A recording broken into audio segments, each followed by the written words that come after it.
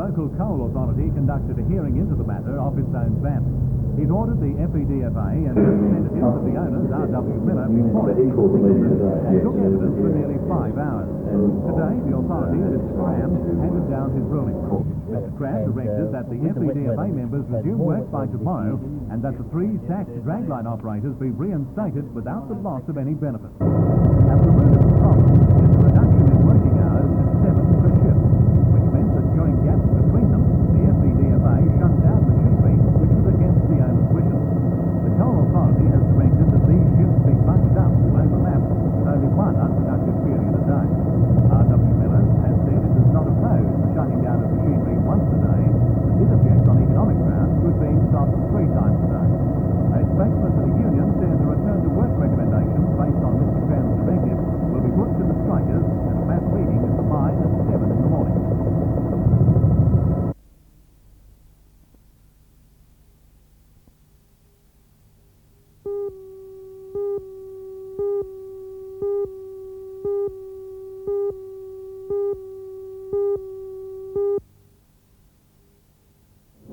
The exhibition is an indication of the still booming nature of the computer industry. The organiser, college computer lecturer Mr. Ernie Johnson, had originally planned that a few local agents would mount displays, but he in fact attracted 20 major companies. When the exhibition opened yesterday, there was a healthy crowd to see the more than $500,000 worth of microcomputers, some of them state-of-the-art. Apple's much-discussed Macintosh personal computer and its control mouse attracted plenty of attention. In competition with the Apple is the Tandy 2000, which uses colourful displays, and Dick Smith's new weapon. It's claimed to match the Apple at half the price. Computers are not only getting cheaper and more colourful, but smaller. This device is briefcase-sized and will carry your correspondence in its memory. This and other technology will be viewed today by the Federal Minister for Science and Technology, Mr. Barry Jones, when he officially opens the exhibition.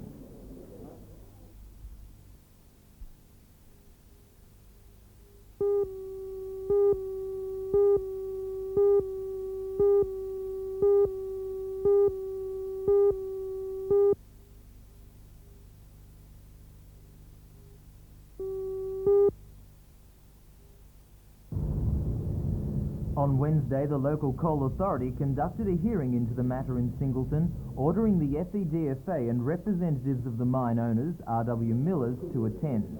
The arbitrator, Mr. Cram, handed down his decision yesterday, directing that the miners resume work today and that the 3 sacked dragline operators be reinstated without loss of any benefit.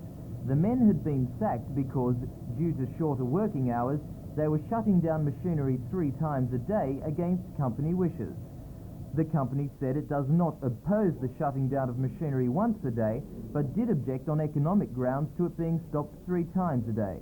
The Coal Authority proposed a new rostering system, which the General Mining Manager of R.W. Millers, Mr. Peter Murray, says is workable. Mr. Murray said last night that the company is hopeful that the miners will resume work today in accordance with the authority's decision.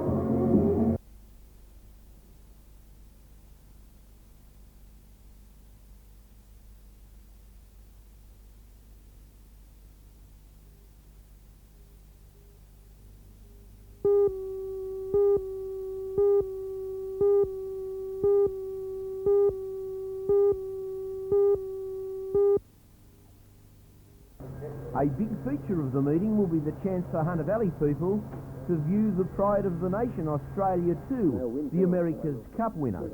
And it's a free day for patrons to the Sport of Kings. As well as coming to a very good race meeting, they can come and see Australia 2 at what will be its only appearance in the Newcastle area. We've been fortunate with the help of Winfield to arrange that Australia 2 call into Broadmeadow races tomorrow afternoon, and from there it will go on to Brisbane.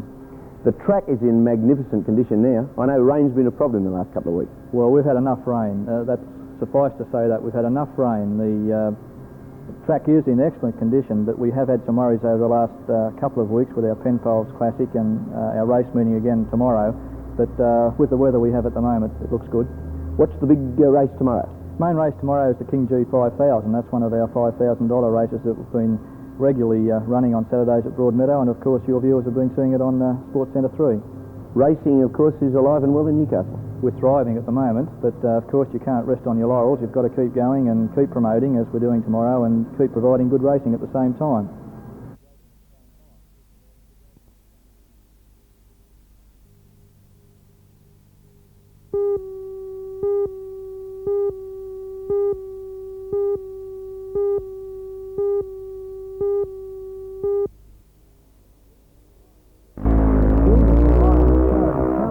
Sunday's racing will see Australian dirt bike and long track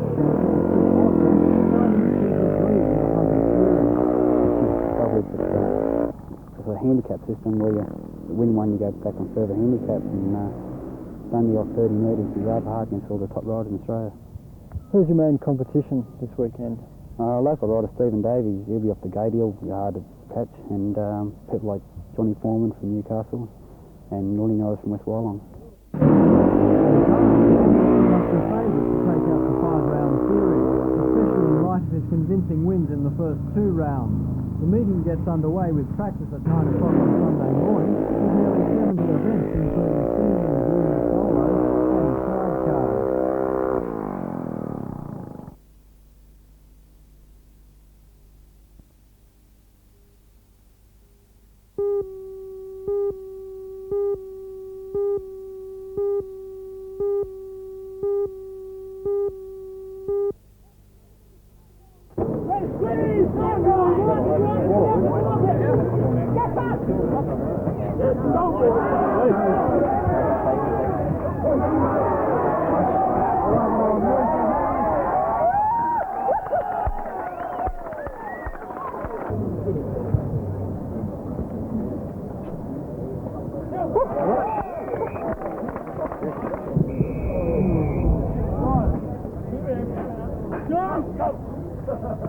Give it.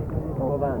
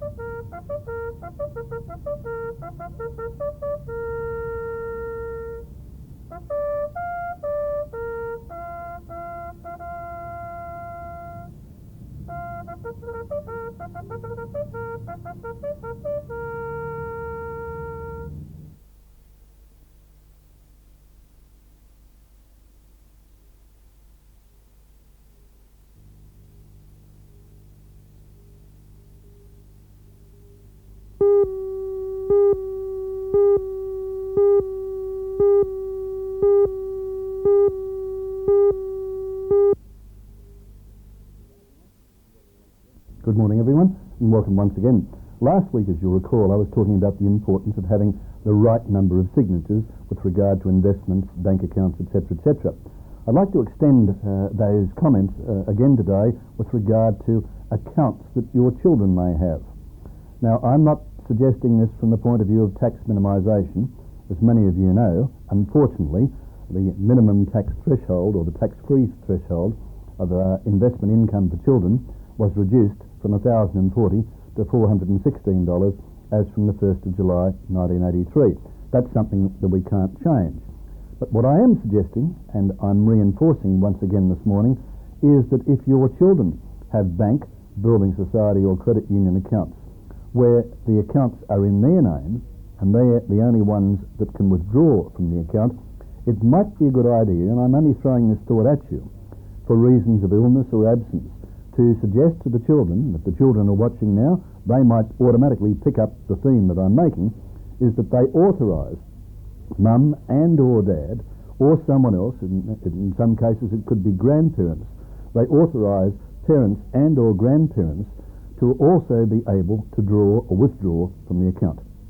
Now, hopefully, this will never be needed, but if you haven't those extra signatories, as we say, available, and you're away overseas, you're away on a school excursion, or if you're ill, or if you need some money, there is nothing that you can do. So I just reinforce the point. Make sure accounts, and I mean accounts of all kinds, are in order, both from the point of view of cheque accounts, savings accounts, building society accounts, credit union accounts, and that also applies with regard to joint investments. That's all I've got to say this week. I'll see you again next Monday.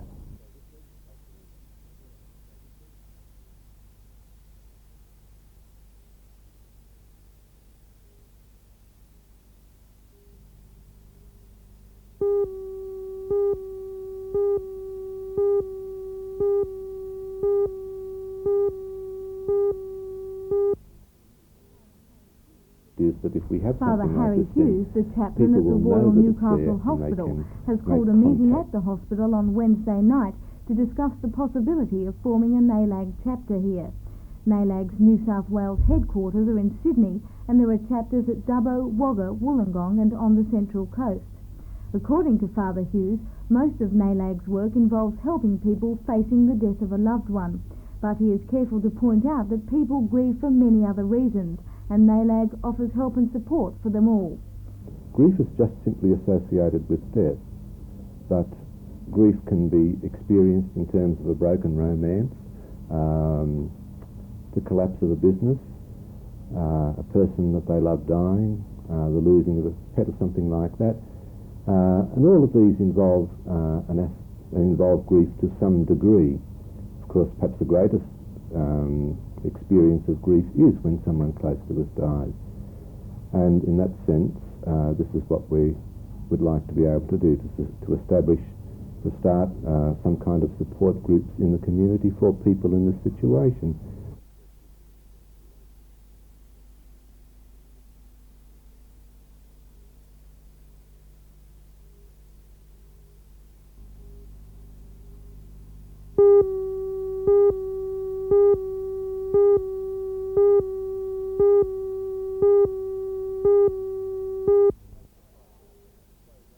Make the Prime Minister, Mr Fraser, a very popular man amongst the union members, and during one of his rare visits to Newcastle, Mr Fraser was greeted by a hostile crowd. He was pelted with abuse, and his car was hit by several well-aimed tomatoes. The new floating dock is due to arrive in mid-January, and in preparation for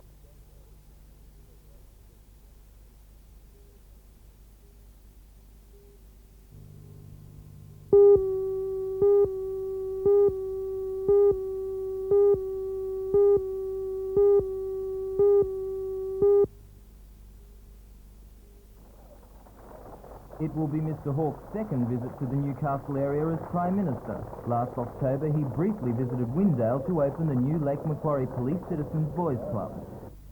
When Prime Minister Hawke arrives tomorrow afternoon, he will go straight to the Working Women's Centre at Mayfield to open a children's adventure playground and to hold a news conference. Mr Hawke is likely to answer questions on unemployment, an issue that will also be discussed when he inspects BHP Steelworks on Thursday morning. The Prime Minister will be the guest of honour at two City Hall functions, the first a Meet the People supper on Wednesday night. On Thursday, he will lunch in City Hall with local business and community leaders. For those who would like to see and perhaps meet Mr Hawke, the best opportunities will come on Thursday. From 11:30am, the Prime Minister will walk through the mall starting at New Common Street. At 2:30, he will begin inspecting the area of Harbour Foreshore proposed for redevelopment. And at 4, the Prime Minister is scheduled to depart Newcastle from Williamtown Airport.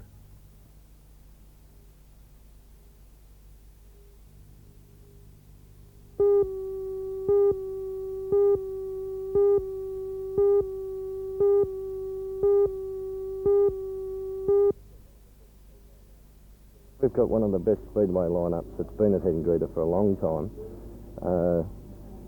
Probably one of the highlights of this week's meeting will be the super sedans and the Grand Nationals that are coming out. We've got them coming from Sydney, basically all over New South Wales and Hunter Valley. You've certainly got a wonderful opportunity to capture the audience this weekend with the Motordrome out of action this weekend. But does it worry you that perhaps you might go the same way as Central Coast Speedways and have a bad night? No, we have had a pretty hard time at Hedengreta, but things are picking up, and this Saturday night we're really going to give the people some entertainment.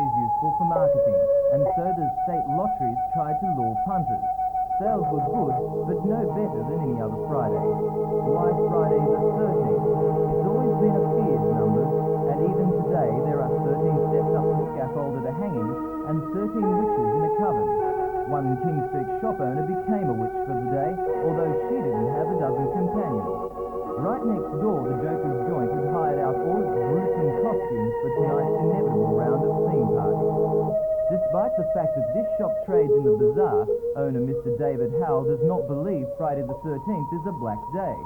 What about black cats and ladders and that kind of thing? No, none of that will happen. That's a fallacy. No. How could anything happen with trends like these? Appropriately, on this Friday, there was a vampire on the wall. HMAS Vampire is visiting for the weekend, but the captain assured me the crew is not planning any Black Friday celebrations. It seems we don't observe Friday the 13th with the same deathly seriousness that we once did, and most people only gave the occasion a passing thought. Whether you believe in Black Friday or not, the day is not over yet, and who knows what darkness might bring.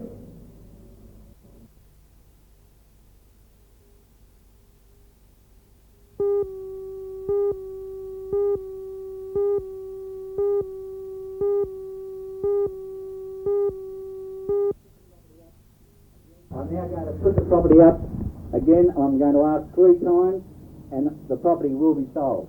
Ladies and gentlemen, I offer you number 70 Woodward Street, Merriweather, for $325,000 for the first call. $325,000 for the second call. Third and last time of asking, $325,000. I'm delighted to say the property is sold. Thanks very much for your attendance. The winning bid came from the managing director of a local retail company. The sale price of $325,000 was equal to the reserve, but the agent, Mr. Colin Chapman, says he is delighted with the price. The major attraction of the house is its unique location, which affords views of both the city and Murdering Gully. Mr. Chapman estimates that the land alone is worth $150,000. Completed in 1963, the house has been designed to make the best of the views. There are 3 bedrooms and bathrooms, a guest wing, and an outdoor heated swimming pool, which was used by Newcastle Olympic swimmer Lynn Bell for training in the 1960s.